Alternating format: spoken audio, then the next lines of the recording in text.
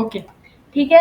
हम लोगों ने करना था बेसिकली वीडियो का टैग, वीडियो ऑडियो का टैग, ठीक है। वीडियो का टैग आपके पास मौजूद होता है। वीडियो के टैग के अंदर हमारे पास सोर्स का टैग मौजूद है, ठीक है। सोर्स के टैग के अंदर हम क्या करेंगे, सोर्स देंगे। सोर्स में 2 आपके पास मेनली एट्रीब्यूट्स होते हैं, ठीक है। एक तो आपके पास एसआरसी होगा, ठीक है, source, and then next is the type, ठीक है। टाइप आप ये बताओगे कि वीडियो की क्या टाइप है, लाइक वीडियो MP3 है, MP4 है, जो भी टाइप होगी वो यहाँ पे आप मेंशन कर दोगे। AV4 है या समथिंग ऐसी एक्सटेंशंस होती हैं तो आप वो भी यूज कर सकते हैं, ठीक है। देन सोर्स के अंदर हम आके वीडियो दे देंगे, ठीक है। वीडियो का जो भी सोर्स होगा XYZ, फॉर एग्जांपल मैंने अभी यूट्यूब से रैंडम वीडियो का URL ले लिया था, ठीक है, और पेस्ट करके सेव कर लेते हैं। अब इसको ओपन कर लेते हैं। अच्छा, अभी वीडियो यहाँ पर वीडियो शो नहीं हो रही है। रीज़न क्या है वीडियो के ना शो होने की, कोई बता सकता है?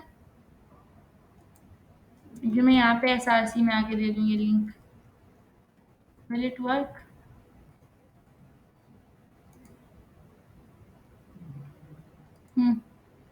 क्या वजह है? क्योंकि ये लिंक यहाँ पे काम नहीं करेगा। हमें वीडियो साथ विद एक्सटेंशन देनी पड़ती है जो कि पीसी में सेव होगी, ठीक है। लिंक काम नहीं करेगा। तो पीसी में अगर कोई वीडियो है हमारे पास तो हम वो लेंगे विद दी एक्सटेंशन डॉट जो भी। हाँ बिल्कुल। तो यहाँ पर मे भी कोई पिक्चर पड़ी हुई हो, वीडियो।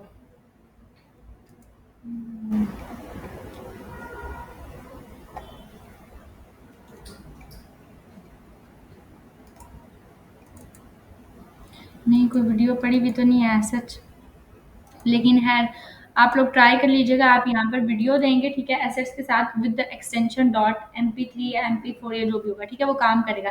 एक चीज़ है कि जब आप वीडियो को सिंपल देते हो तो वो सिर्फ और सिर्फ वीडियो आपको एज अ पिक्चर शो होगी, वीडियो शो नहीं होती है, क्योंकि तब तक वीडियो काम नहीं करती जब तक आप वीडियो के साथ उसके नहीं देंगे, कंट्रोल्स नहीं देंगे। तो आप यहाँ पर आके लिखते हैं कंट्रोल्स, ठीक है, ये वीडियो के साथ आते हैं। कंट्रोल्स का काम करते हैं, कंट्रोल्स आपको बटन्स देते हैं जो कि नेक्स्ट और पॉज और उन चीज़ों के लिए होते हैं, क्योंकि वो कंट्रोल्स हैं उसके, ठीक है।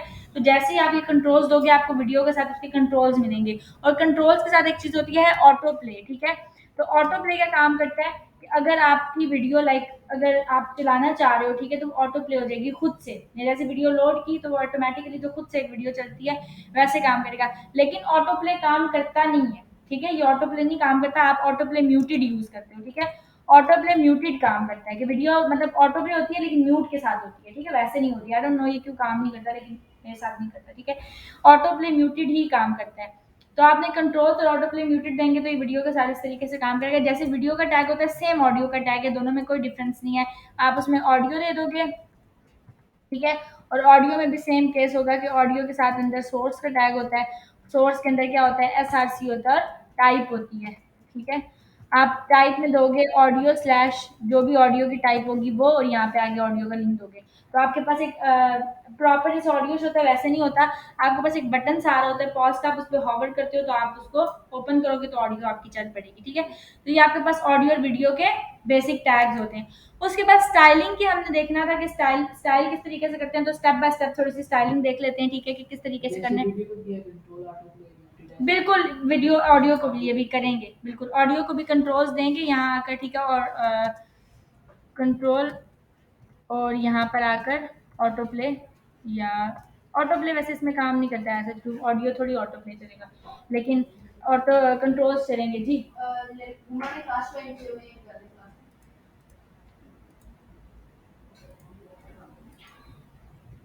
ठीक हो गया। तो ये आपके ऑडियो वीडियो इस तरीके से काम करते हैं। टैग्स आप लोगों ने ऑलमोस्ट देख लिए। हमने स्टाइलिंग के साथ स्टार्ट करना था।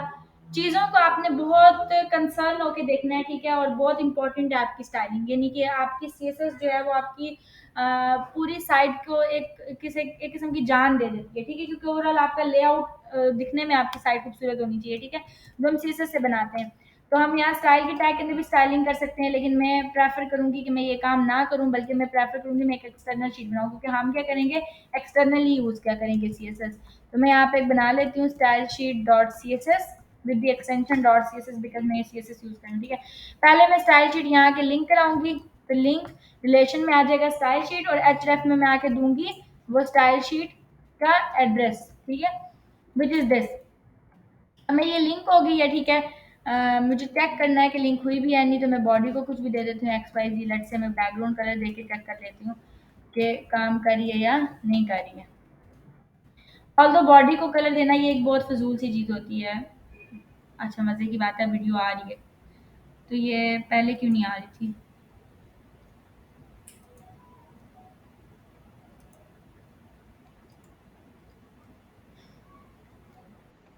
नहीं, वीडियो में मैंने सोर्स नहीं दिया हुआ, ठीक है, लेकिन सोर्स दूंगी, अगर मैं सोर्स दे दूं फिर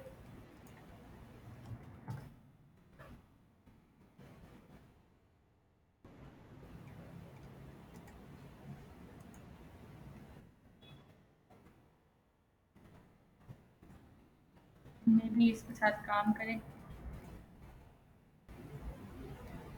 नहीं, यूआरएल के साथ तो काम नहीं करी, लेकिन ओवरऑल वो स्ट्रक्चर अच्छी बात है, आपको दिखा रहा है, ठीक है।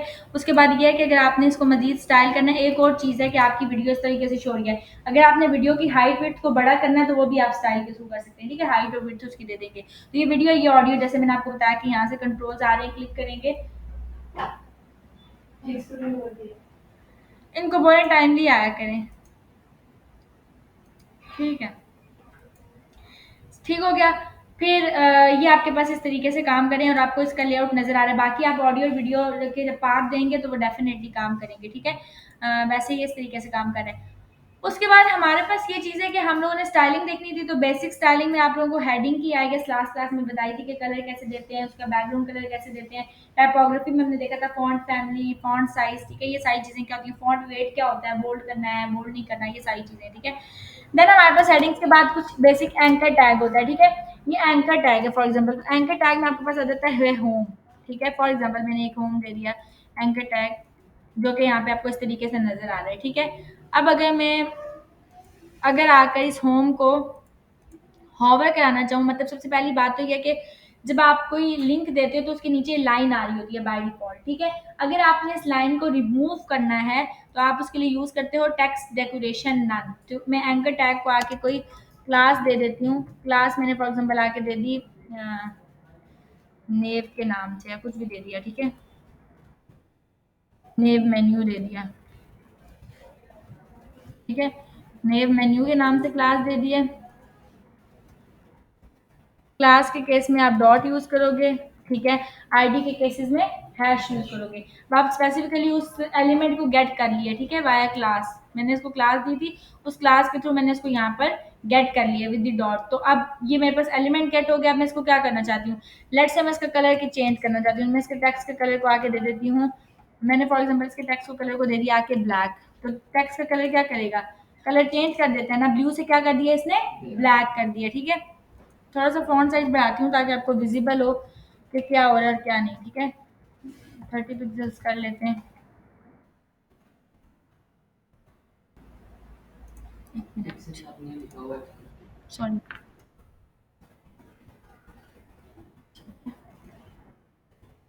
ये आ गया। अब आपको नज़र आ रहा है कि ये ब्लैक है, ठीक है। अब आपके इसके नीचे एक लाइन नज़र आ रही है। जब भी आप कोई एंकर टैग देते हो तो बाय डिफ़ॉल्ट उसके नीचे एक लाइन आपको शो हो रही होती है। अगर आपने उसको रिमूव करवाना है तो आप यूज़ करोगे text decoration none. Text decoration none का काम करता है, हमेशा एंकर टैग से लाइन रिमूव करने के लिए टेक्स्ट डेकोरेशन नन यूज़ होता है। जैसे ही आप दोगे तो नीचे की लाइन क्या होगी, ये रिमूव हो गई है, ठीक है। अब आपने टेक्स्ट का कलर भी चेंज कर लिया ओवरऑल भी।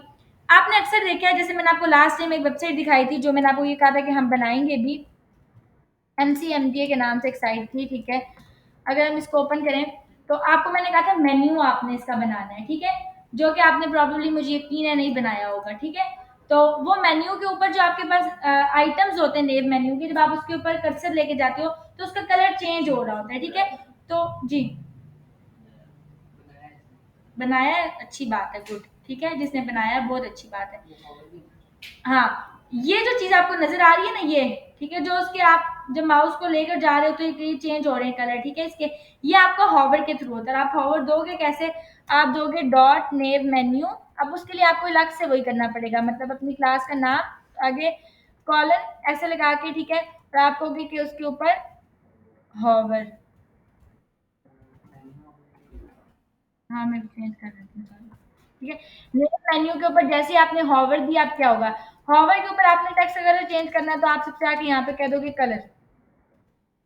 मुझे रेड करना है तो मैं यहाँ के रेड ले लूंगी। अब मैं जैसे इसके ऊपर ये देखें हॉवर लेके जा रही हूँ, यानी कि अपना कर्सर लेके जा रही हूँ, तो क्या हो रहा है, टेक्स्ट का कलर चेंज हो रहा है। ठीक है, तो कलर चेंज करने के अलावा आप सब कुछ कर सकते हैं। मैं यहाँ पे आके बैकग्राउंड कलर भी दे सकती हूँ। मैंने बैकग्राउंड कलर के ऊपर आके एक्वा कर, सॉरी एक्वा ऑलरेडी मेंशन है, कुछ और दे देते हैं, गोल्ड दे देते हैं फॉर एग्जांपल। तो ये ठीक है, साथ में बैकग्राउंड कलर भी आ रहा है और टेक्स्ट कलर भी आ रहा है। सिमिलरली आपने इसकी फॉन्ट फैमिली चेंज करनी है, उसके ऊपर जो भी करना है आप सब कुछ कर सकते हैं। ठीक है, वो स्टाइल आप अप्लाई कर सकते हैं, मैं उस पर भी नहीं जाऊंगी। तो आपके पास हमने एंकर टैग में देखा कि एंकर टैग के ऊपर अगर हमने टेक्स्ट कलर चेंज करना है, हॉवर पे करना है, क्या होगा, स्क्रीन तो विजिबल है। अच्छा,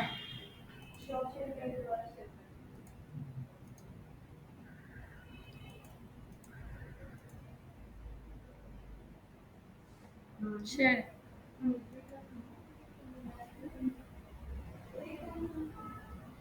अच्छा, तो हमने ये देखा कि जब आपके पास यानी कि आपके पास यानी कि किसी को एंकर टैग को हॉवर देना है, तो आप किस तरीके से हॉवर अप्लाई करोगे, या सिंपल आपने स्टाइलिंग है तो आप किस तरीके से करोगे। ये एक टैग था, ठीक है। और इसके बाद हमने हेडिंग्स के टैग देखे थे। इमेजेस के अगर हमने देखने, फॉर एग्जाम्पल हमने कोई इमेज दे दी एक्स वाई जी, ठीक है, तो इमेज को अगर हम आकर कोई भी सोर्स दे देते हैं, मैं यहाँ से कोई ऑनलाइन सोर्स ले लेती हूँ पिक्चर का, तो मैं यहाँ पे आके फ्लावर्स रिगार्डिंग कुछ इमेजेस ले लेती हूँ। लेट्स से मैं ये इमेज ही ले लेती हूँ, ठीक है। तो copy link address, copy image address, ठीक है।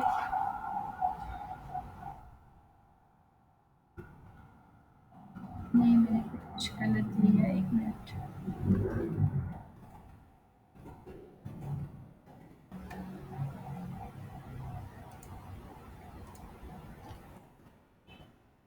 ठीक हो गया, मैंने गलती से लिंक एड्रेस कॉपी कर लिया था। ठीक है, इमेज एड्रेस लेंगे तो साथ एक्सटेंशन भी आगे ऐसे एक लिंक आएगा। तो यहाँ पर एक इमेज आपको शो हो जाएगी जो कि बहुत बड़ी आपको भी नज़र आ रही है, ये देखें, ठीक है। तो आपने अगर इमेज को हाइट और विड्थ देनी होती है, तो आप इमेज को हाइट और विड्थ कैसे दोगे कि यहाँ पे आप क्लास लेंगे, मैं फिलहाल क्लास में जा रही, डायरेक्ट इमेज ले रही, एक एक चीज़ से मैं आपको समझा रही हूँ, ठीक है। तो इमेज को आपने क्या काम करना है, इमेज को विड्थ दे देंगे, ठीक है। मैंने लेट से आके कह दिया कि 150 विड्थ है और हाइट भी आप दे देंगे 150, कुछ भी दे सकते हैं, ये पिक्सल्स में भी आप दे सकते हैं, ठीक है, ज़रूरी नहीं है इस तरह। ये आपको नजर आ रही है, तो इमेज की हाइट विड्थ आप इस तरीके से अपने अकॉर्डिंग एडजस्ट कर सकते हैं, ठीक है। एज ए बैनर इमेज लगानी है तो आप विड्थ 100% दे देंगे, हाइट कितनी देंगे, जो भी आपने देनी है 100% भी कर सकते हैं। यहाँ पर हम आए तो यहाँ पर ब्रेक लगा लेते हैं ताकि इमेज नेक्स्ट लाइन पे और as a banner image next line पे आएगी, और ये आपको ऐसे शो हो रही है। आपको इसकी 100% विड्थ दी थी, सेव कर लेते हैं, ये नजर आ रही है। और हाइट कितनी है 150, तो अगर मैं इसको बढ़ा दूँ 350, जितना भी आपने देना है, तो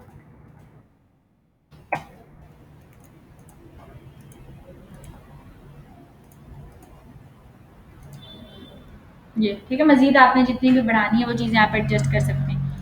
तो आपने इमेज की हाइट विड्थ को करना है, बट आपको एक चीज़ ध्यान में रखनी है, जब हम इमेज की हाइट दे रहे हैं तो ये इमेज नॉर्मल इमेज है, ठीक है, जिसको हम हाइट विड्थ को एडजस्ट करते हैं। अगर यही काम मैं लोगों के साथ करूँ तो आपके पास एक चीज़ होती है रिस्पॉन्सिवनेस, लाइक अगर मैं आके इसको इंस्पेक्ट करती हूँ, ठीक है, और यहाँ से आपके पास ये आइकन होता है, ठीक है, टॉगल डिवाइस टूल बार, यहाँ से हम चेक करते हैं रिस्पॉन्सिवनेस किसी साइट की, के यानी साइट डिफरेंट स्क्रीन के ऊपर कैसे शो हो रही है। मैं अगर इसको क्लिक करती हूँ तो ये देखें, ये अब आपके पास स्क्रीन शो हो रही है। अब ये मेरे पास यहाँ पर लिखा हुआ है रिस्पॉन्सिव, ठीक है। मैं यहाँ से चेंज करती हूँ, मैं आईफोन एसई लूंगी तो ये मेरे पास आईफोन का स्ट्रक्चर आ गया कि आईफोन पे मेरी साइट कैसे ऐसे शो होगी। तो आपको नजर आ रहा है कि ये इमेज मेरे पास काफी लाइक इस तरीके से शो हो रही है, ठीक है। अब यहाँ पर आ जाती है बात रिस्पॉन्सिवनेस की, यानी कि ये डिफरेंट स्क्रीन के ऊपर मेरे पास पिक्चर्स किस तरीके से शो हो रही है, लाइक दिस, ठीक है। अब मैं यहाँ पर क्या करती हूँ कि अगर तो आपने कोई इमेज ली हुई है, लाइक अभी आपने देखा भी है कि यहाँ पर मैं आके इस इमेज को कर देती हूँ कमेंट, ठीक है, कि हाइट विड्थ मैंने चेंज कर दी। इमेज एडजस्टेड नहीं थी जब मैंने इसको इमेज दी, ठीक है। अब फॉर एग्जांपल मैं यहाँ पर आपको एक साइट दी थी डिज़ाइन करने के लिए विच इज़ दिस, ठीक है। अब यहाँ पे ये लोगो है, मैं इस लोगो को सेव कर लेती हूँ, ठीक है, और डेस्कटॉप पे ही सेव कर लेती हूँ, ठीक है। एमसी मेहन ग्रुप ऑस्ट्रेलिया जो भी है, ठीक है, ये सेव कर दिया। अभी मैं यहाँ पर आती हूँ और मैं आकर इमेज यही लगाती हूँ, चेंज कर लेते हैं इसका सोर्स।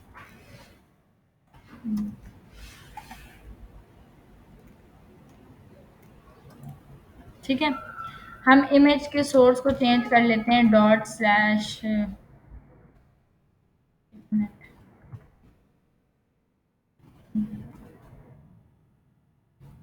ठीक है, ये रहा।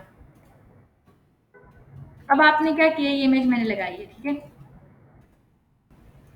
ये आपको शो हो रही है, ठीक है, और ये काफ़ी बड़ी इमेज है। ओरिजिनल में ये इमेज आपको इतनी बड़ी शो हो रही है। मैं इसकी एडजस्टमेंट कर लेती हूँ, ठीक है। तो यहाँ पे आके हम इसको ये हाइट वेट दे देते हैं,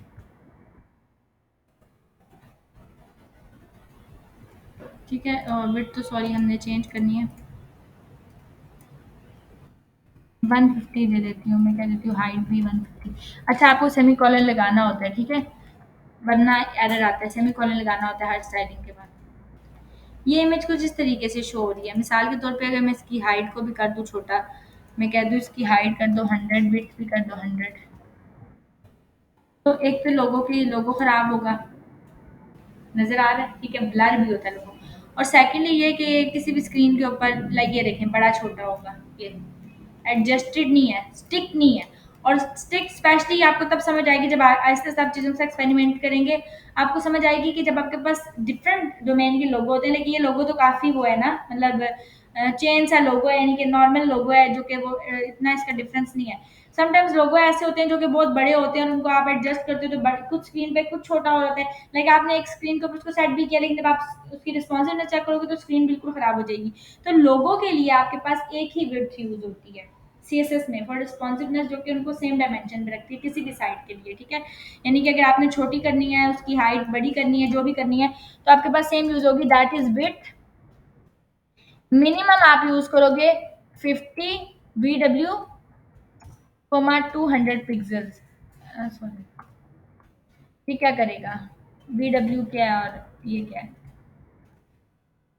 ये नजर आ रहा है लोगो। अब ये सब स्क्रीन के ऊपर सेम रहेगा, नजर आ रहा है, किसी पे बड़ा छोटा नहीं है, सब स्क्रीन पे ये लोगो, ये खराब नहीं होगा, जितनी इसकी विड्थ और हाइट है वो सेम रहती है, ठीक है। तो आपने लोगो के लिए हमेशा रखना। और अब आपने अगर लोगो को बड़ा छोटा करना है, जरूरी नहीं आप 200 ही दोगे, ऑब्वियसली ये डायमेंशन चेंज करोगे। मैं 200 के बजाय कर लेती हूँ लेट्स से 100 पिक्सल्स, ठीक है। तो 100 पिक्सल्स पे क्या होगा, ये देखिए, नजर आ रहा है। तो ये आप इसकी एडजस्टमेंट कर सकते हो, ठीक है।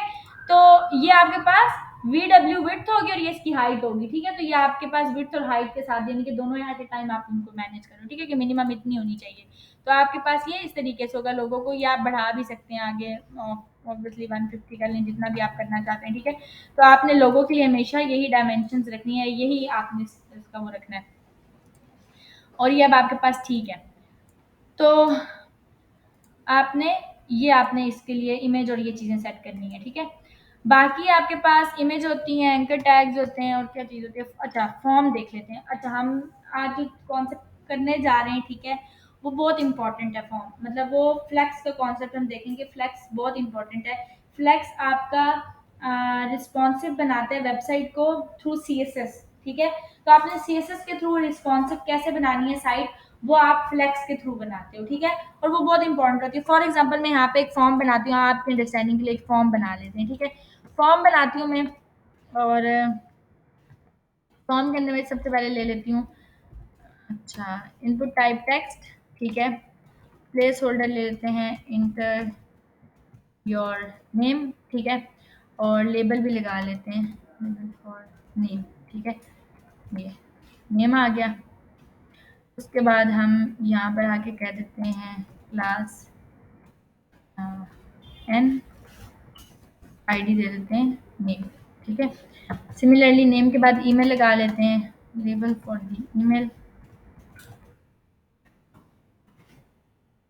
ठीक है। और इनपुट टाइप ले लेते हैं email, E ID email, place holder enter your email. ठीक हो गया।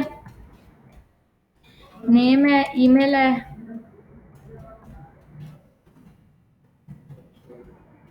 पासवर्ड है।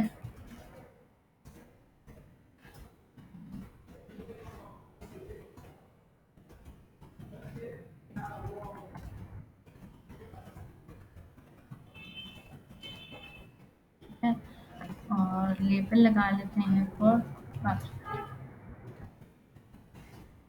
हो गया। उसके बाद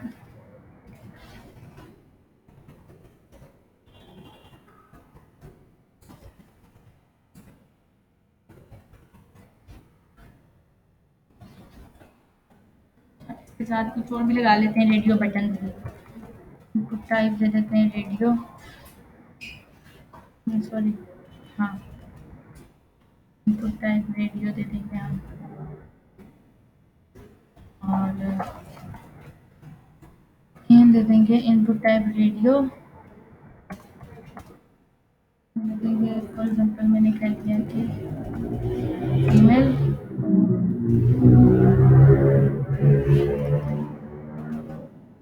क्लास तक से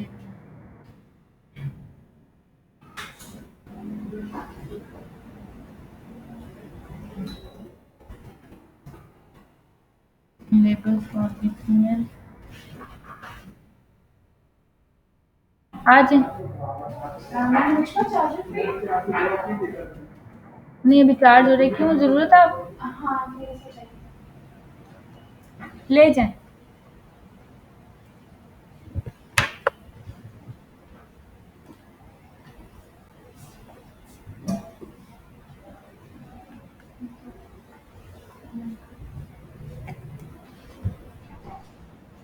अच्छा, ठीक है, फीमेल आ गया। और अगेन जो इनपुट टाइप रेडियो है। ठीक है, अच्छा, पहले रेडियो बटन आएगा और फिर लेबल आएगा। सिमिलरली पहले रेडियो बटन आएगा,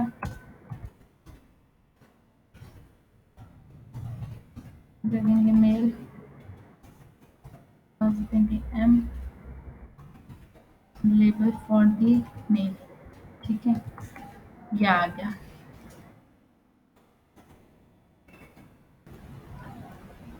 मेल फीमेल आ जाता है। उसके बाद चेक बॉक्सेस आ जाते हैं।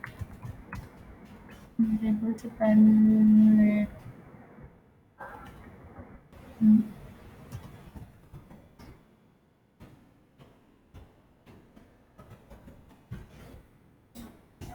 चेक बॉक्स है,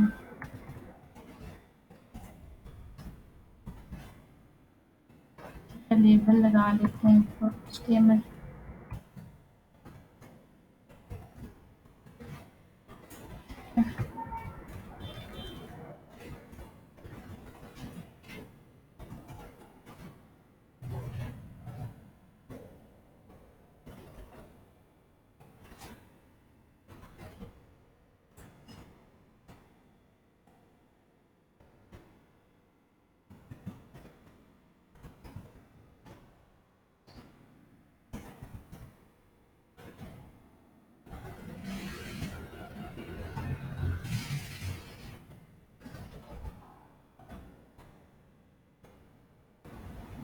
अच्छा, अच्छा, जिसको आपने बाय डिफ़ॉल्ट चेक करना है उसको आप यहाँ पे चेक लिख दोगे। ठीक है? मतलब मैं इस इनपुट टाइप को चेक देना चाहती हूँ कि ये पहले से चेक्ड हो, और इस रेडियो बटन को भी मैं चाह रही हूँ कि ये पहले से चेक्ड हो। तो मैं चेक दे दूँ। एनी हाउ यहाँ पे ले लेते हैं। अच्छा, ये सारी लिखने का कोई मकसद है, ठीक है? हम इसको रिस्पॉन्सिव बनाएँगे इसलिए। यहाँ पर फिर आ जाता है सिलेक्ट बॉक्स। हुँ,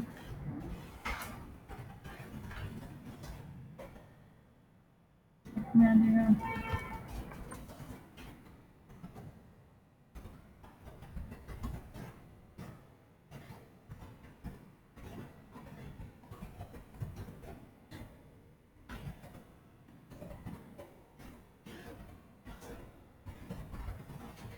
तो ये आ गया,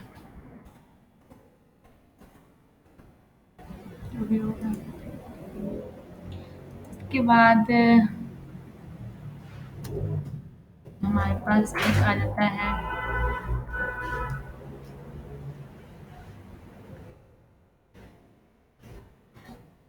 नेक्स्ट एरिया। अच्छा, ये फॉर्म अभी आपको नजर आ रहा है कि फॉर्म ए की उसके अंदर है, ठीक है, डायरेक्शन के अंदर है। हम थोड़ा सा एक फ्लेक्स बॉक्स को देखेंगे, ठीक है। फ्लेक्स बॉक्स करता क्या है? जब भी आप HTML के अंदर एक प्रॉपर्टी यूज करते हो स्टाइलिंग के लिए, जैसे कि फॉर्म है, ठीक है। फॉर्म को सबसे पहले मैं यहाँ पे आके दे देती हूँ, फॉर्म को क्लास दे देते हैं फॉर्म के नाम से, ठीक है। तो जब फॉर्म को मैंने क्लास दी फॉर्म के नाम से, मैं इंटर आके यहाँ पे लिखूंगी डॉट फॉर्म, ठीक है। अब इसकी मैं स्टाइलिंग करने जा रही हूँ। अब फॉर्म जब आप ले रहे हो तो इसका मतलब है कि फॉर्म यहाँ से लेके आप यहाँ तक ले रहे हो, समझ आ रही है? फॉर्म में जितना कुछ आप सारा ले रहे हो, तो आप जब फॉर्म को डिस्प्ले करोगे फ्लेक्स, तो इसका मतलब है कि सारे की सारी चीजें एक ही रो में आ जाएंगी, इंक्लूडिंग ये सबमिट और ये टेक्स्ट एरिया भी। तो मैं फॉर्म को आगे कर देती हूँ डिस्प्ले फ्लेक्स। फ्लेक्स की प्रॉपर्टी क्या होती है? फ्लेक्स किस लिए यूज होता है? जब भी आप फ्लेक्स यूज करोगे आपने ये चीज ध्यान रखना है, याद में रखनी है, जो भी चीज आप फ्लेक्स करते हो वो एक रो में आ जाती है, लाइक दिस, ठीक है। तो जैसे ही मैंने डिस्प्ले फ्लेक्स किया, आपने देखा है कि ये नेम, उसका आगे से नेम, ईमेल, पासवर्ड सब कुछ एक ही रो में आ गया, ठीक है। डिस्प्ले फ्लेक्स का ये मकसद है। अब फ्लेक्स के अंदर एक चीज होती है कि फ्लेक्स की डायरेक्शन भी होती है, ठीक है। फ्लेक्स डायरेक्शन, अगर आप इसको चेंज करना चाहते हो तो फ्लेक्स आपके पास एक तो रो होती है, ठीक है, एक हो जाता है कॉलन। फ्लेक्स की डायरेक्शन आप कर देते हो कॉलन, तो फ्लेक्स की डायरेक्शन कॉलन जब आप करते हो तो डाटा कॉलन वाइज आ जाता है, नजर आ रहा है? अभी मैं यहाँ पर आती हूँ और मैं आपको कह देती हूँ कि फ्लेक्स बॉक्स, या एक मिनट, कंप्लीट, मैं आपको ज़्यादा सही समझ आएगी, complete guide to flex box, ठीक है।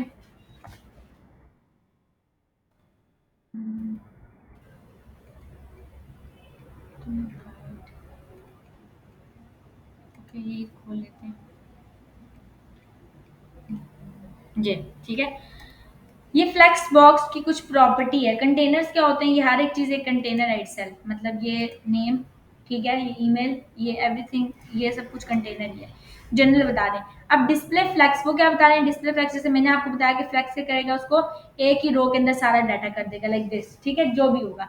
अब यहाँ पे चार किस्म की फ्लेक्स की डायरेक्शन होती हैं, ठीक है। फ्लेक्स की डायरेक्शन होती है रो, जो कि रो में डाटा आता है। बाय डिफॉल्ट जब आप फ्लेक्स लिखते हो तो डायरेक्शन रो ही होती है, ठीक है। अगर आप रो नहीं भी देते फ्लेक्स डायरेक्शन रो, तो एक ही बात है। डिस्प्ले फ्लेक्स क्या करता है?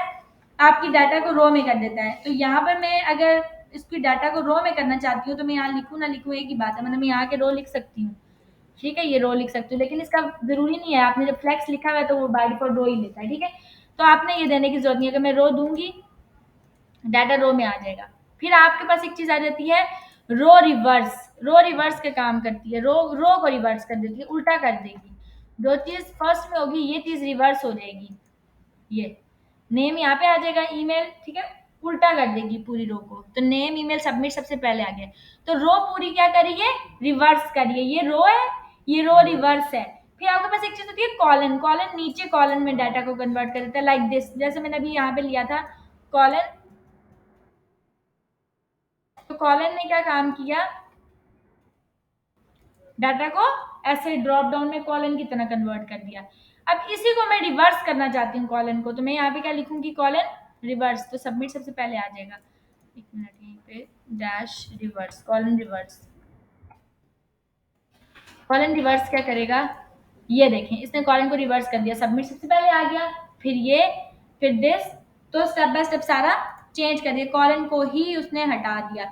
तो हमने ये नहीं देना, हमने कॉलन ही देना है क्योंकि मुझे डाटा कॉलन में चाहिए। लेकिन समझाने का मकसद ये था कि ये आप आगे यूज करोगे और ये सब प्रॉपर्टीज यूज होती हैं जब आप स्पेसिफिकली डिजाइनिंग कर रहे होते हो।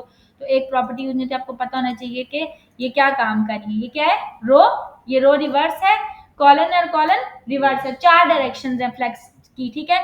तो आप फ्लेक्स की, और एक you should keep in mind, ये चीज बहुत इंपॉर्टेंट है, बहुत सारे बच्चे ये हरकत करते हैं स्टार्टिंग में, वो डायरेक्ट कर देते हैं फ्लेक्स डायरेक्शन। तो फ्लेक्स तब तक कोई भी फ्लेक्स की प्रॉपर्टी यूज नहीं कर सकते जब तक आपने डिस्प्ले फ्लेक्स नहीं लिखा। डिस्प्ले फ्लेक्स देना पहले जरूरी है, पहले उसको बताओगे कि डिस्प्ले फ्लेक्स, फिर उसकी प्रॉपर्टीज यूज कर सकते हैं। तो यानी कि आप ये कोई भी प्रॉपर्टी यूज नहीं कर सकते टिल देन आपने डिस्प्ले फ्लेक्स नहीं लिखा हुआ, ठीक है। तो आपने डिस्प्ले फ्लेक्स लिखना है। फ्लेक्स के डायरेक्शन के बारे में एक चीज होती है। अच्छा, ये चार चीजें हमने देखी हैं। उसके बाद आता है फ्लेक्स रैप, ठीक है। फ्लेक्स रैप क्या काम करता है? रैप क्या काम कर होता है? अगर मैं इसको आगे कह दूं कि यहाँ पे लिखा हुआ भी है कि by default flex items will all try to fit into one line, ठीक है। ऑब्वियसली जब हम फ्लेक्स देते हैं तो वो एक ही लाइन के अंदर डाटा आपको शो होता है। You can change that and allow the items to wrap as needed with this property. For example मैं यहाँ पे आके कह देती हूँ डिस्प्ले फ्लेक्स, ठीक है, और फ्लेक्स के बाद उन्होंने क्या कहा है, फ्लेक्स रैप। तो ये प्रॉपर्टी में तब तक यूज नहीं कर सकती जब तक मैंने डिस्प्ले फ्लेक्स नहीं दिया। फ्लेक्स रैप में भी आपके पास तीन आते हैं, no wrap, wrap and wrap reverse. Wrap क्या काम कर रहा है, ये देखिए, ठीक है। उतने ही हद तक उस डाटा लेके जा रहा है, सबमिट को उसने नेक्स्ट लाइन के ऊपर कर दिया। रैप आपका ऐसे शोर है, अगर आप कह देते हैं इसको नो रैप तो कोई रैप नहीं हो रहा, डाटा सबमिट यहाँ पे है, ठीक है। अगर आप कह देते हैं रैप रिवर्स,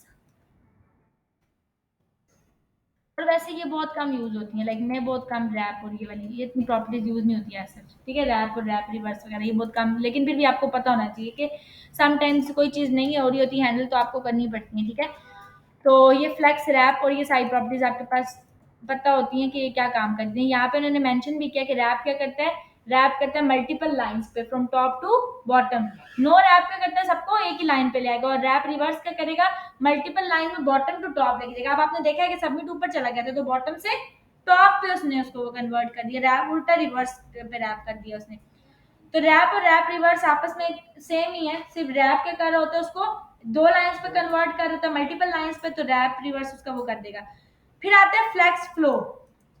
फ्लेक्स फ्लो वो क्या कह रहे हैं, this is a shorthand for the flex direction and flex wrap properties, ठीक है। वो क्या कह रहा है कि फ्लेक्स डायरेक्शन और फ्लेक्स की रैप जो है, फ्लेक्स रैप जो है, फ्लेक्स डायरेक्शन क्या करता है, डायरेक्शन देता है कि रो में कॉलम रिवर्स में या किस में लेके आना है। और रैप क्या कर रहा होता है, फ्लेक्स रैप भी यही बता रहा होता है कि दो लाइंस पे लेके आना है, एक पे लेके आना है, कितना। तो इनको अगर आप मिक्स एंड मैच करें तो आपके पास क्रॉस एक्सिस बनते हैं जो कि क्या काम कर रहा होता है, नो रैप, रो नो रैप। तो रो क्या कर रही होती है, डायरेक्शन को रो में लेके आ रही होती है, और नो रैप क्या काम कर रहा होता है, आपको क्या कर रहा होता है नो रैप, वो दोबारा उसी जगह पे ले जाता है वापस सिंगल लाइन, पूरी उसके अंदर सिंगल लाइन में। तो कॉलन रैप क्या काम कर होता है, फ्लेक्स फ्लो में जब आप कॉलन रैप करोगे तो क्या काम, ये क्या करेगा, फ्लेक्स की डायरेक्शन क्या रखेगा, रैप भी करेगा और कॉलन वाइज भी देगा। फ्लेक्स फ्लो में आपने कॉलन रैप का भी आपके डाटा से शो रहा है, तो ये देखें कॉलन वाइज वो रैप कर रहा है। रैप क्या करते हैं, एक ही डायरेक्शन में एक ही रो में डाटा को लेकर, तो कॉलन को एक ही डायरेक्शन में लेके आ रहा है मल्टीपल लाइंस पे। तो ये आपका वैसे ही काम करता है जैसे कि फ्लेक्स डायरेक्शन कॉलन है, उन्होंने पहले इंडिकेट भी किया कि ऑलमोस्ट सेम काम करते हैं। ये चीज बहुत इंपॉर्टेंट है, justify content majority of the times use हो रही होती है। जस्टिफाई कंटेंट ये बहुत ज्यादा यूज होता है। जस्टिफाई कंटेंट, जस्टिफाई कंटेंट का क्या मतलब है कि आपने इसको कहाँ पे सेट करना है।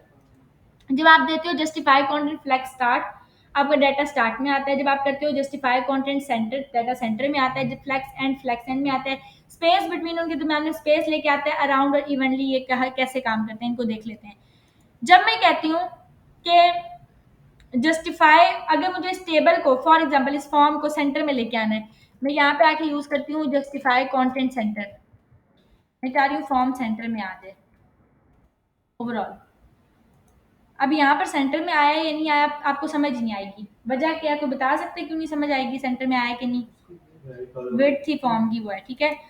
तो आपने क्या काम करना है, फॉर्म की ओवरऑल फॉर्म को ही आपने, अच्छा एक हरकत आप लोगों ने कभी नहीं करनी, ठीक है। Specially in case of responsiveness आप क्या करते हो, आप हमेशा इन इनपुट टाइप की विड्थ को कम कर देते हो। इनको आप विड्थ नहीं करते, ओवरऑल फॉर्म को ही विड्थ दे देते हो कि 50% कर दो फॉर्म को, तो वो फॉर्म की विड्थ ओके है, लेकिन आपने इनपुट टाइप की विड्थ 100% ही रखनी है। तो फॉर्म को मैं दे देती हूँ कि फॉर्म की विड्थ जो है वो 50% है। तो फॉर्म की अपनी विड्थ हटेगी, इनपुट टाइप्स की नहीं रहेगी, वो फुली रहेंगे। यह फॉर्म आ गया, लेकिन आपने देखा कि मैंने यहाँ पे जस्टिफाई कंटेंट सेंटर दिया था, बट ये काम नहीं किया, ये सेंटर नहीं करेगा। वजह क्या होती है, क्योंकि फॉर्म में वो किस चीज को सेंटर करे। तो इस केस के अंदर आप जब भी डाटा को, जब भी स्पेशली यहाँ पर भी, जैसे आपने अगर इसको यहाँ पे स्पेसिफिकली लेफ्ट अलाइन करना है तो इसको एक डिव में बंद करके हम लेफ्ट करेंगे, इसको एक डिव में बंद करके फ्लेक्स एंड और ये फ्लेक्स स्टार्ट, ठीक है। तो यहाँ पर क्या हो जाता है, ये फ्लेक्स स्टार्ट है, ये फ्लेक्स एंड है, समझ आ रही है, ये फ्लेक्स स्टार्ट है, ये फ्लेक्स एंड है, ये फ्लेक्स एंड है, ठीक है। ये आपके पास जस्टिफाई कंटेंट सेंटर आ रहा है, सेंटर में डाटा है, या ये जस्टिफाई कंटेंट वैसे हम यूज करते हैं जस्टिफाई कंटेंट स्पेस बिटवीन, नहीं स्पेस अराउंड। अराउंड क्या करती है, लेफ्ट और राइट से स्पेस दे देती है थोड़ी सी, जैसे यहाँ पे आई है, ठीक है। सिमिलरली ये आपका सेंटर्ड है, फिर यहाँ पे जस्टिफाई कंटेंट स्पेस बिटवीन, तो यहाँ पे ये चीजें इस तरीके से काम करनी है। अब ये फॉर्म सेंटर में क्यों नहीं आया, फॉर्म सेंटर में आएगा लेकिन फॉर्म को आप किसी बॉक्स में बंद करेंगे। मैं अब एक एक डब्बा है, ठीक है, एक बॉक्स है, मैं उस बॉक्स में अगर तरतीब से रखना चाहूंगी, ये यहाँ रहेगा, ये सेंटर रहेगी चीज, ये चीज। फॉर एग्जाम्पल आप एक एग्जाम्पल ले लें, जूम कर लें कि मेरे पास ये रूम है, ठीक है, इस रूम में चेयर्स हैं, अब आप लोग यहाँ पे 3 स्टूडेंट्स फर्स्ट पे बैठे हैं, ठीक है, फॉर एग्जांपल।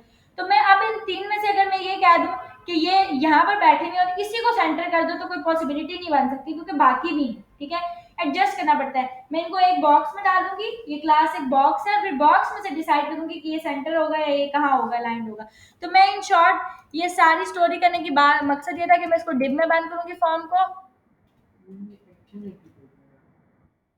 फॉर्म का एक्शन जो है ना, मैं 1 मिनट बताती हूँ सर, फॉर्म को पहले डिव में बंद कर लेते हैं। फॉर्म का एक्शन ये डिसाइड करता है कि जब आप इस इनपुट टाइप जब आप सबमिट देते हो ना, तो सबमिट पे जब अभी आप क्लिक कर रहे हो ना, तो कुछ सबमिट नहीं हो रहा, ठीक है, फिर आ जाते हो टॉप पे, सबमिट कुछ नहीं हो रहा। तो आपने अगर डिसाइड करना है कि सबमिट पे क्या चीज़ खुले, तो आप ये डिसाइड करोगे। मिसाल के तौर पे मैं ये खोलना चाहती हूँ सबमिट पे, मैं फॉर्म के एक्शन में आके ये चीज़ दे दूंगी, लिंक सेव हो गया, सॉरी। अब मैं जैसे ही क्लिक करूंगी इस सबमिट के ऊपर, तो मैं रीडायरेक्ट होगी वहाँ। मतलब डिसाइड करेगा वो कि एक्शन पे क्या होगा, फॉर्म क्या एक्शन परफॉर्म करेगा, ठीक है, फॉर्म सबमिट पे क्या एक्शन परफॉर्म करेगा, ये हमारा एक्शन ये काम करता है, ठीक है। उसके बाद आपने क्या काम करना है कि यहाँ पर आपको नजर आ रहा है कि मैंने इसको डिव में बंद कर दिया, मैं इस डिव को एक क्लास दे देती हूँ, डिव 1 के नाम से देते हैं। ऑल दो ऐसी क्लासेस आप नहीं देते, लेकिन ये अच्छी प्रैक्टिस नहीं है, लेकिन फिर भी मैंने भी दे दिया कुछ भी, ठीक है, आपने एक अच्छे नाम रखने हैं, ठीक है, क्लासेस के और आईडी के। डिव 1 मैंने दे दिया। अब मैं अगर यहाँ पे आके कह देती हूँ ना कि डिस्प्ले करो इसको फ्लेक्स, क्योंकि उसके बगैर मैं जस्टिफाई कंटेंट नहीं यूज कर सकती, जस्टिफाई कंटेंट सेंटर, अब क्या होगा, ये सेंटर हो जाएगा। उस डिव को उसने क्या कर दिया, सेंटर कर दिया, समझ आई आपको। अभी आपको ये चीज पता है कि यहाँ पर अब मेरे पास डाटा ये सेंटर्ड आ गया, मैं इसको अगर लेके आऊं, ये रिस्पॉन्सिव है, नजर आ रहा है, ये हर स्क्रीन पे एडजस्टेड है। अभी मैं यहाँ पर क्या कर रही हूँ कि नेम, ईमेल और ये सारी चीजें, खैर आपने देखा है कि आपस में बहुत ज्वाइंट है, नेम और ईमेल के बाद कोई गैप नहीं है, यानी कि कॉलम्स के दरमियान में आपस में कोई भी ऐसा गैप नहीं है, ठीक है। आप क्या काम करोगे, आप यहाँ पर उसके लिए यूज होता है और वो फॉर्म में होगा, वो डिव में नहीं होगा। डिव की कहानी बस इतनी ही थी, सेंटर करने के लिए। अब फॉर्म का काम हो रहा है, आप फॉर्म में आगे कहोगे कि कॉलन गैप, क्योंकि आप जब रो में गैप देते हो तो आप रो गैप यूज करते हो, कॉलन्स के दरमियान में गैप आ रहा है तो कॉलन गैप यूज करोगे। कॉलन गैप मैंने लेट से दे दिया 20 पिक्सल, तो हर एक कॉलन के दरमियान में 20 पिक्सल का गैप आ जाएगा, विच इज दिस। एक मिनट मैंने सेव किया,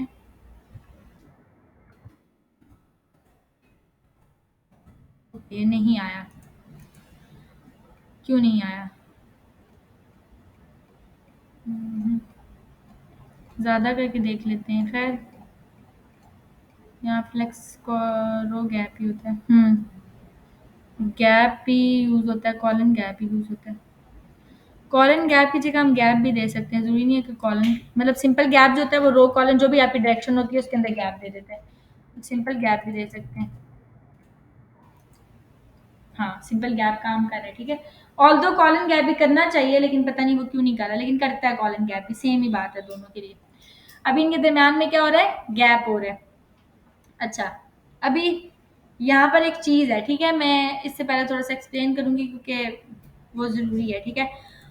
वो यहाँ पर ये है कि हमने कोई प्रॉपर्टी छोड़ दी है कि यहाँ पर और भी प्रॉपर्टीज थी जो कि आपके पास थी जस्टिफाई कंटेंट की, जो कि बहुत इंपॉर्टेंट है। जस्टिफाई कंटेंट ये रहा, ठीक है। आपने कहा start and centre, space between, space around, space evenly, ये किस तरीके से काम करें। फॉर एग्जांपल कि मेरे पास एक फॉर्म को छोड़ देते हैं, फॉर्म के अलावा मैं आपको समझाती हूँ, एक डिव की एग्जांपल से। मेरे पास एक डिव है, ठीक है, और एक डिव के अंदर 3 हेडिंग्स हैं, ठीक है। कुछ भी यहाँ पे लिख देते हैं, 3 हेडिंग्स आ गई। इनसाइड वन डे, ठीक हो गया। और सबसे टॉप पे डाटा इस्तेमाल है, आ गई हेडिंग्स तीनों। अब मुझे इनको एक रो पे यूज करने लेके आना है, मैं क्या करूंगी, क्या हो गया क्लास, इन तीनों को मुझे एक रो में लेके आना है।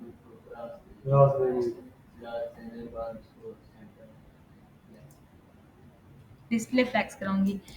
यहाँ पे क्लास मैंने दे दी माई डिव के नाम से, ठीक हो गया। माई डिव की क्लास है, यहाँ पे आती हूँ मैं, आके कह देती हूँ डॉट माई डिव, ठीक हो गया। यहाँ पे क्या करूंगी, डिस्प्ले फ्लेक्स डिसाइड कर, क्लास कुछ नहीं करती, क्लास तो उसके बगैर भी दे सकती हूँ। डिस्प्ले फ्लेक्स से कर रहा है, फ्लेक्स कर रहा है।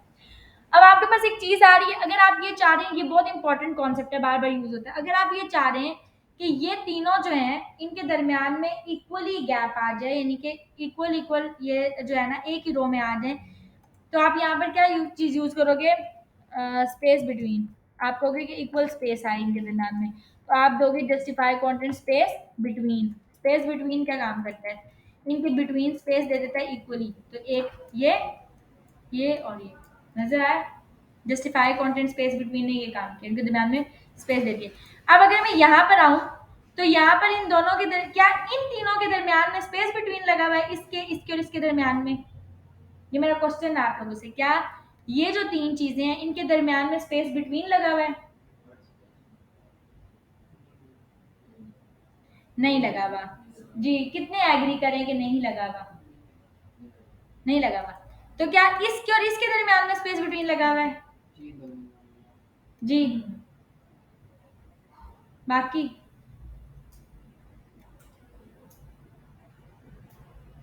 देखें, इनके और इनके दरमियान में लगा हुआ है ना, ह्यूज डिफरेंस है, इक्वल डिसाइड कर। अगर मेरे पास यहाँ पर 2 हेडिंग्स होती, मैंने 3 से करके दिखाया था कि कुछ समझ आएगा, मेरे पास हेडिंग्स ही 2 हैं, लेट्स से मैं इसको कमेंट कर देती हूँ, तो क्या होगा, ये ऐसे काम करेंगी, समझ आई। तो क्या हो रहा है, मेरे पास वहां पे स्पेस बिटवीन ही यूज है, लेकिन स्पेस बिटवीन भी नहीं यूज हो रहा, बड़े मजे की बात है। इनके दरमियान में, तीनों के दरमियान में गैप है, समझ आ रही है, इन तीनों के दरमियान में क्या लगा हुआ है, गैप। जब भी आपको ये कॉन्सेप्ट समझाने का इससे मकसद है, डिजाइनिंग में बहुत यूज है, जब आपने थोड़ा सा उनके दरमियान में डिस्टेंस देना है तो आप क्या यूज करोगे, गैप। जब आपने ह्यूज देना है, आप जस्टिफाई कंटेंट के अंदर आओगे। अब जस्टिफाई कंटेंट ये स्पेस बिटवीन है, अगर मैं कर दूं ना स्पेस अराउंड, इसकी जगह पे स्पेस अराउंड, अराउंड क्या करता है, लेफ्ट और राइट से स्पेस दे देता है, नजर आया, लेफ्ट से भी थोड़ा सा दे देता है और राइट से भी दे देता है, और फिर आपको वो देता है। और अच्छा, ये अब अराउंड काफी ज्यादा देता है, पहले इतनी ज्यादा नहीं देता था, ठीक है, पहले थोड़ा कम देता था, एग्जैक्ट यहाँ पे अराउंड यूज होता था, इतना सही डिस्टेंस देता था, लेकिन आप ज्यादा दे रहे हैं, ठीक है। और वो भी जब आप ऑब्वियसली प्रॉपर ये चीजें करोगे यूज, तो इतना नहीं देगा, ऑब्वियसली वो उसको एडजस्ट कर देगा, ठीक है। अभी यहाँ पर स्पेस अराउंड के बाद एक चीज होती है स्पेस इवनली, इवनली और भी ज्यादा स्पेस देता है लेफ्ट और राइट से। अगर मैं स्पेस इवनली करूं, तो ये आपको लेफ्ट और राइट से अगेन स्पेसिंग दे देगा, और ये नजर आया, वो ज्यादा स्पेस दे रहा है इवनली, इवनली ने पहले से भी ज्यादा थोड़ी सी स्पेस दे दी। तो आपका स्पेस अराउंड लेफ्ट राइट से थोड़ी स्पेसिंग के लिए, इवनली मजीद ज्यादा लेफ्ट और राइट से देता है, और बिटवीन क्या करता है, उनको इक्वली पार्टीशन कर देता है। और अगर आपने सेंटर करना है, तो आप यूज करोगे जस्टिफाई कंटेंट सेंटर, वो डाटा को सेंटर कर देगा। अगर आपको डाटा को स्टार्ट में लेना है, विच इज दिस, तो आप क्या यूज करोगे, flex start, this one is flex end, ठीक है। तो जो चीज आपको यहाँ चाहिए होती है, आप फ्लैक्स स्टार्ट करोगे। लाइक अगर मैं सेंटर के बजाय यहाँ पे आके इस फॉर्म को कर देती, यानी कि इस डिव को कर देती justify content flex start, form मेरा कहाँ आता, सेंटर के बजाय स्टार्ट में, ठीक है। अब मैंने सेंटर आपको करके ऑलरेडी दिखाया हुआ है, और फ्लैक्स एंड करके दिखाऊंगी तो ये एंड हो जाएगा फ्लैक्स, समझ आई। तो आपका बेस्ट क्या था, सेंटर ही बेस्ट है, हाँ ठीक है, सेंटर ही ठीक है, मैंने सेंटर कर दिया। तो यहाँ पर आपको समझ आ गया कॉन्सेप्ट के जस्टिफाई कंटेंट का क्या पर्पस होता है, ठीक है। ये गाइड आप लोगों ने एक दफा देखनी है, मैं लिंक शेयर कर दूंगी बेशक ग्रुप में, आप लोगों ने एक दफा इसको गो थ्रू करना है, ये अच्छा उन्होंने एक्सप्लेन किया हुआ है, ठीक है। अगर एक बिगनर के लिए उसको इजीली समझ आ रही है कि चीजें कैसी, क्योंकि उन्होंने कंटेनर्स के साथ थोड़ा थोड़ा समझाया हुआ है, इसीलिए मैं साथ इसको फॉलो अप कर रही हूँ, वरना डायरेक्ट जाते तो आपको चीजें समझ ना आती। समझ आ रही है आप लोगों को भी, अच्छा उसके बाद एक चीज होती है अलाइन आइटम्स, ये भी बहुत ज्यादा यूज होता है। फॉर एग्जांपल अलाइन आइटम्स क्या काम कर रहा होता है, ठीक है, फ्लेक्स स्टार्ट फ्लेक्स, अब आपको पता चला कि कंटेनर इतना है तो आपके पास ये अलाइन आइटम्स कैसे काम कर रहे हैं। बाज वक्त ऐसा होता है कि फॉर एग्जांपल मैंने एक ये डिव क्रिएट किया, ठीक है, अब इस डिव को मैंने माई डिव का नाम दिया है, ठीक है, मैं माई डिव पे आती हूँ और मैं माई डिव को आके एक बैकग्राउंड कलर भी दे देती हूँ, कुछ मैं दे देती हूँ ब्लू वायलेट, कुछ भी दे दिया, ठीक है, और इसको मैं दे देती हूँ अच्छा बैकग्राउंड कलर दूंगी, अभी इस तरह शो होगा आपको, नजर आया। मैं इसकी थोड़ी सी हाइट बढ़ाती हूँ, हाइट मैंने दे दी इसको 300 पिक्सल्स, ये आ गया। अब आपको डाटा नजर आ रहा है कि यहाँ पे इस केस में डाटा बिल्कुल टॉप है, मुझे इसको सेंटर लेके आना है, तो यहाँ पर अलाइन आइटम्स यूज होता है। आप क्या दोगे, अलाइन आइटम्स सेंटर, तो ये क्या करेगा, आइटम्स को सेंटर लाइन करेगा, समझ आ गई। तो अलाइन आइटम्स ये काम करता है, अलाइन स्टार्ट यानी कि ऊपर करेगा और एंड नीचे करेगा, ठीक है, तो ये सेम है। फ्लेक्स स्टार्ट क्या करेगा, अगर आपने लाइन आइटम्स फ्लेक्स स्टार्ट किया तो यहाँ पे फ्लेक्स स्टार्ट था ऑलरेडी, फ्लेक्स एंड नीचे सेंटर में ऑलरेडी आपको करके दिखाया है।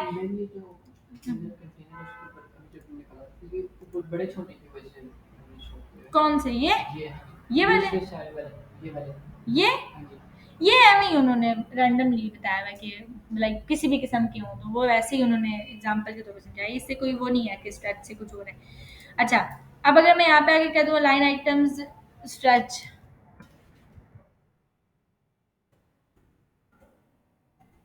तो ये ऐसे होगा, समझ आई। स्ट्रेच भी ऑलमोस्ट यहीं पे शो करता है पूरा।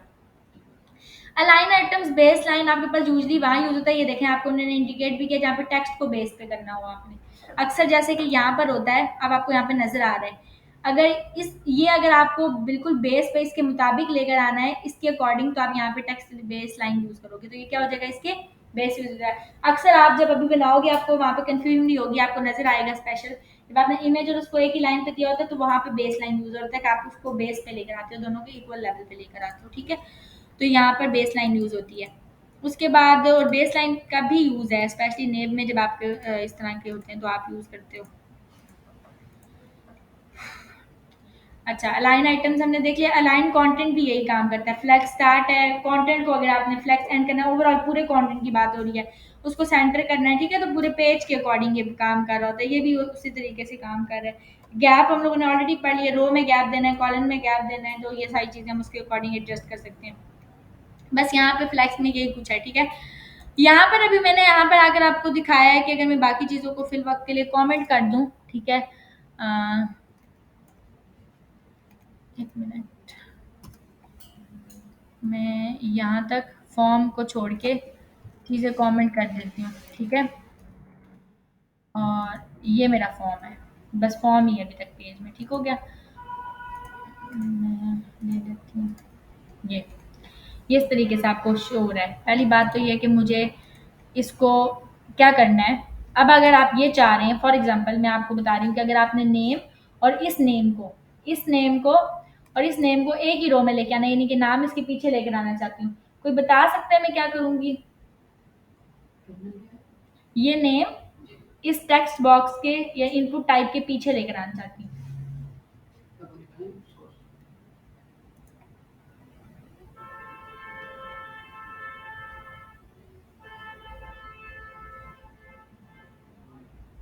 जी, किसी और को?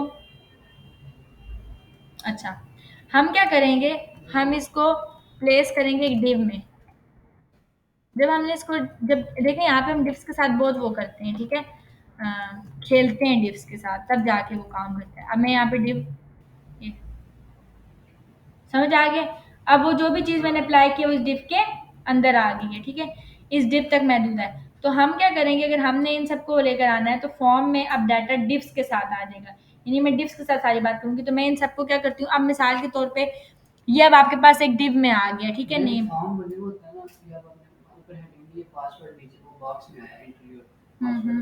लेकिन एक होता है कि पासवर्ड ऊपर लिखा होता है, नीचे ऐसे सिर्फ रो आती है, ऐसे मतलब लाइन लग जाती है, हॉरिजॉन्टल लाइन आती है उसमें। हाँ हाँ, वो कैसे आती है? वो स्टाइलिंग के साथ आती है, वो हम डिस्कस करते हैं, ठीक है। यहाँ पर वो हम उसकी ओवरऑल उसकी स्टाइलिंग कर रहे होते हैं, वो भी हम देखते हैं, ठीक है। अब यहाँ पर क्योंकि बॉर्डर ही हम उसको एक दे देते हैं, अब यहाँ पे ये नेम आ रहा है, ठीक है, फिर आपके पास ईमेल आ गई है, ठीक है, ये ईमेल आ गई है। मैं इस ईमेल को भी इसी पे करना चाहती हूँ, तो मैं यहाँ पे अच्छा, और ये सबसे बड़ी इंपॉर्टेंट बात ये है कि ये जो फीमेल है ना और ये चेक बॉक्स आपने देखा कि आपस में खराब हो गए हैं, ठीक है, इनकी स्टाइलिंग टोटली खराब हो गई है। तो हम इनको सबसे पहले जो है ना ज़रूरी है कि हम इनको डिव्स में बंद करें। यहाँ पर हम आके इसको डिव में डालेंगे। ठीक हो गया, ये डिव फॉर्म मेल, यहाँ पे फीमेल के लिए ये आ गया, और सेम गोज फॉर मेल, ये आ गया,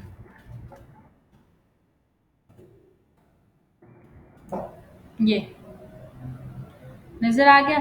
अब ये चीज़ आ गई, अब इन दोनों को भी अगर मुझे एक ही रो में करना है, एक ही लाइन में करना है, तो वो हम देखेंगे कि हम किस तरीके से भी करते हैं।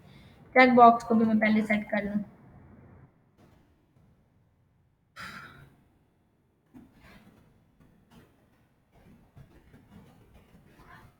तो ये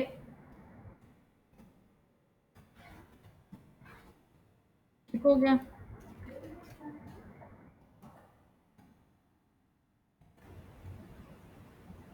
ठीक, अच्छा, अभी लैंग्वेज और इसका तो कोई है ही नहीं सबमिट का, अभी पासवर्ड और ईमेल को भी कर लेते हैं क्योंकि मुझे इनको एक रो में लिखना है। तो ईमेल एक डिव में करते हैं,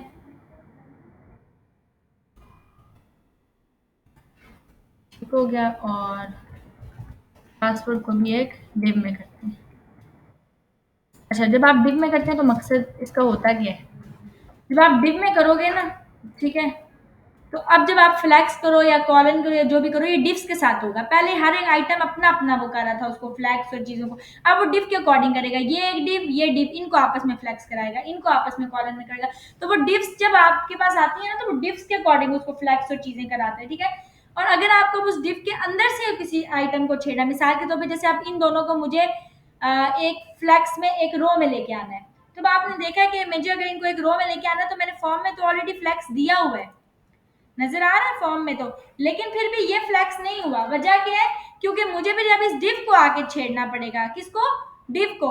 अगर मुझे ये मेल और फीमेल, ठीक है, जो कि हैं अलग अलग डिव में बंद है, अगर मैं यहाँ पे आऊँ और ये मेल अलग से डिव में बंद है, ठीक है, फीमेल अलग से, सॉरी, ये डिव में है एक और ये अलग से डिव में, ठीक है, तो मुझे इनको एक ही डिव में करना पड़ेगा, मेन डिव में, जो कि यहाँ पे खत्म हो जाएगी। और यहाँ पर आकर इसको क्या देना पड़ेगा कि इसको मैं क्लास दे देती हूँ, रेडियो, रेडियोस के नाम से दे देती हूँ कुछ भी, ये सही नाम नहीं है, मैं फिर भी कह रही हूँ, ये आप चेंज कर लीजिएगा। अभी मुझे जो भी समझ आ रही है मैं दे रही हूँ, ठीक है, ये रेडियोस आ गया। अब मुझे, मैं यहाँ पर आऊँ, मैंने इनको एक डिव में डाला है, क्या हो गया? एक डिव में, लेकिन स्टिल वो एक रो में नहीं आ रहे। तो अगर मुझे इनको रो में करना है तो मुझे यहाँ क्या देना पड़ेगा? Display flex. अब ये देखिए, जो इनके अलाइनमेंट्स थी चेक बॉक्सेस की, वापस में खराब नहीं हुई। और अब अगर इन दोनों के दरमियान में मुझे गैप देना है, तो मैं यहाँ पे जस्टिफाई कंटेंट हरगिज यूज नहीं करूंगी, बल्कि क्या यूज करूंगी? गैप, ताकि थोड़ा सा गैप आए, बहुत ज्यादा नहीं आए, ये, ठीक है। तो ये आपके पास गैप आ गया। सेम स्टाइलिंग किसके लिए होगी? चेक बॉक्सेस के लिए,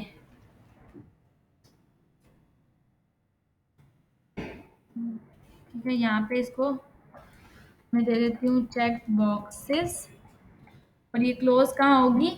यहाँ आकर, ठीक हो गया। अब इसको कॉपी कर लेते हैं, इसके नेम को, यहाँ आकर फिर डॉट पेस्ट कर लेते हैं, ठीक है। इनको मुझे एक रो में करना है, तो मैं सेम स्टाइलिंग यूज करूंगी। जब आपने सेम स्टाइलिंग अप्लाई करनी होती है, तो आप ये भी काम आसान कर सकते हैं, बजाय के रिपीटेड लिखें, आप ऊपर ही क्या करें, यहाँ पर कोमा लगाएं, सेम स्टाइलिंग देनी है, यहाँ पे पेस्ट, दोनों को मुझे सेम देनी है, तो ये दोनों के लिए सेम अप्लाई हो जाएगी, ठीक है। अच्छा, यहाँ पर कुछ इशू है, मैंने डिव, हाँ, मैंने गलती से गलत डिव दी होगी, मैंने इसमें दे दी, सॉरी, यहाँ क्लोज नहीं होती, ठीक है। ठीक हो गया। अच्छा, अब यहाँ पर मुझे इनकी इनपुट टाइप्स के साथ बात करनी है, तो उसको मुझे विड्थ को मतलब एडजस्ट करना है कि उनकी विड्थ 100% आए। तो मैं यहाँ पे क्या करूँगी, यहाँ पर आकर आप इस तरीके से देते हो इनपुट, ठीक है, input type equals to text, या मेरे बिल्कुल माइंड से आउट हो गया इसका सिंटेक्स क्या था, एक मिनट, कुछ input type checkbox styling, हाँ ये इस तरीके से नहीं,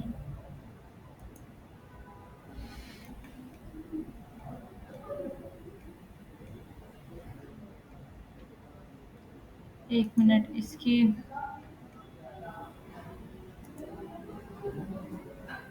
इतने इन्वर्टेड कोमास के साथ देते हैं, नहीं ये कौन है,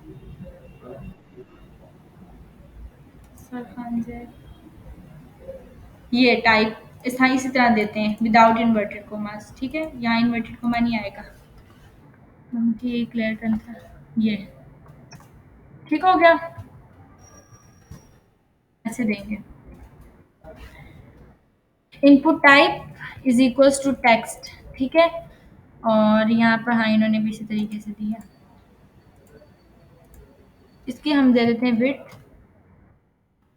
100%, हाइट दे देते हैं इसको 30 पिक्सल्स। अच्छा, आप कभी भी हाइट को परसेंट में नहीं देते, ठीक है, यूजुअली अगर आपने परसेंट में देना हो तो विड्थ को देते हैं, हाइट को नहीं चढ़ते, तो ये देखें इसकी क्या हो गई 100%, और हाइट भी इसकी चेंज होगी स्पेसिफिकली इस इनपुट टाइप की, ठीक है। अब यहाँ पर जब आपने इनपुट टाइप ये दिया, आप यहीं पे कोमा लगाओगे, यहाँ पर इनपुट टाइप जो जो टाइप्स आपकी हैं वो आप दे दोगे, यहाँ पे टाइप आकर जो भी आपकी सॉरी,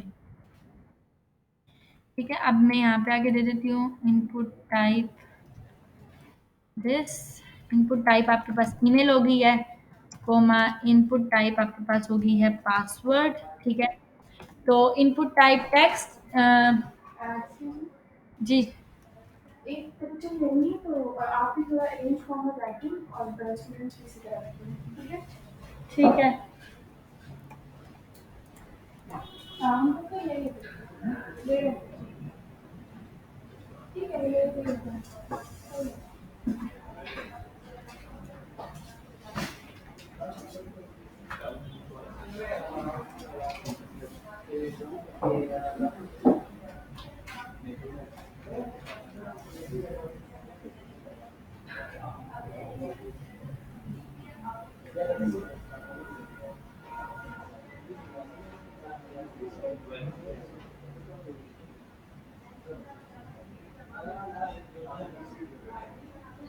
आप लोग को समझ आ रहा है, ज्यादा आगे तो नहीं है हम,